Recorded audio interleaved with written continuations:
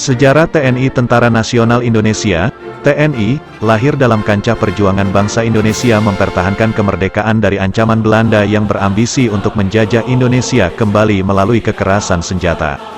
TNI merupakan perkembangan organisasi yang berawal dari Badan Keamanan Rakyat, BKR, selanjutnya pada tanggal 5 Oktober tahun 1945 menjadi Tentara Keamanan Rakyat, TKR, dan untuk memperbaiki susunan yang sesuai dengan dasar militer internasional, dirubah menjadi Tentara Republik Indonesia.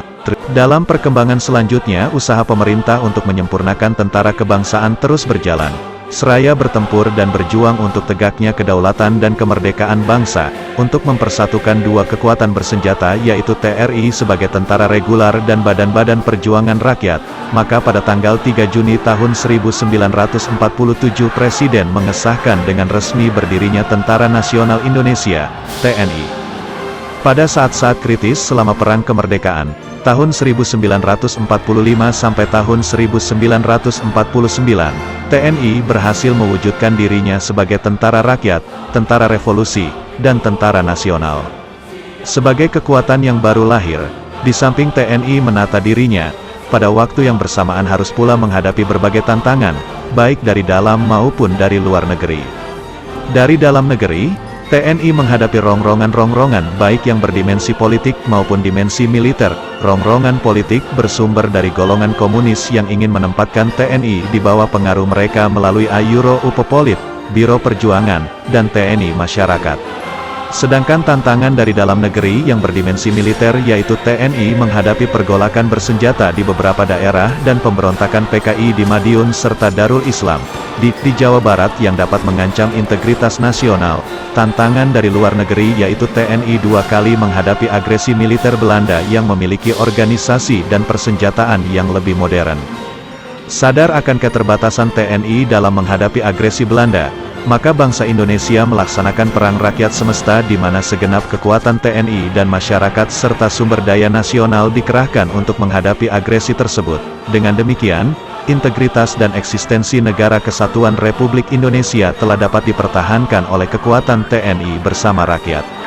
Sesuai dengan keputusan Konferensi Meja Bundar, KMB, pada akhir tahun 1949 dibentuk Republik Indonesia Serikat, RIS. Sejalan dengan itu, dibentuk pula Angkatan Perang RIS, APRIS, yang merupakan gabungan TNI dan KNIL dengan TNI sebagai intinya.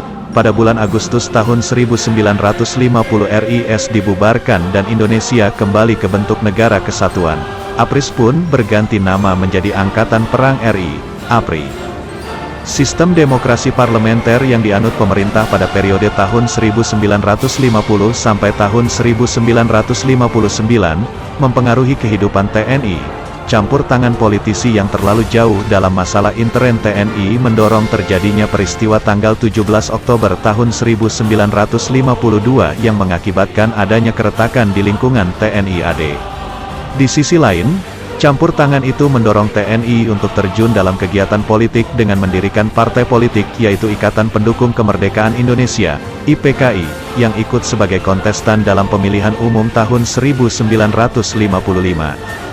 Periode yang juga disebut periode demokrasi liberal ini diwarnai pula oleh berbagai pemberontakan dalam negeri. Pada tahun 1950 sebagian bekas anggota KNIL melancarkan pemberontakan di Bandung, pemberontakan Angkatan Perang Ratu Adil, APRA, di Makassar pemberontakan Andi Aziz, dan di Maluku pemberontakan Republik Maluku Selatan, RMS. Sementara itu, di TII Jawa Barat melebarkan pengaruhnya ke Kalimantan Selatan, Sulawesi Selatan dan Aceh. Pada tahun 1958 Pemerintah Revolusioner Republik Indonesia, Perjuangan Rakyat Semesta, PRRI, Permesta, melakukan pemberontakan di sebagian besar Sumatera dan Sulawesi Utara yang membahayakan integritas nasional. Semua pemberontakan itu dapat ditumpas oleh TNI bersama kekuatan komponen bangsa lainnya.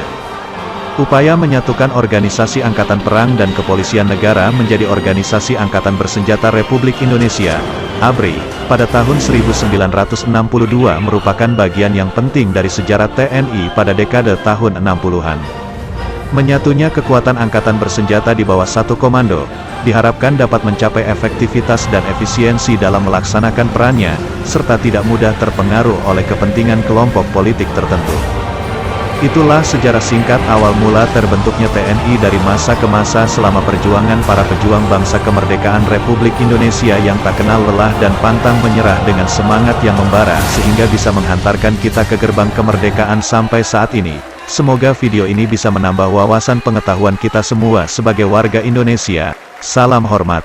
Dari kami putra-putri prajurit TNI Angkatan Darat.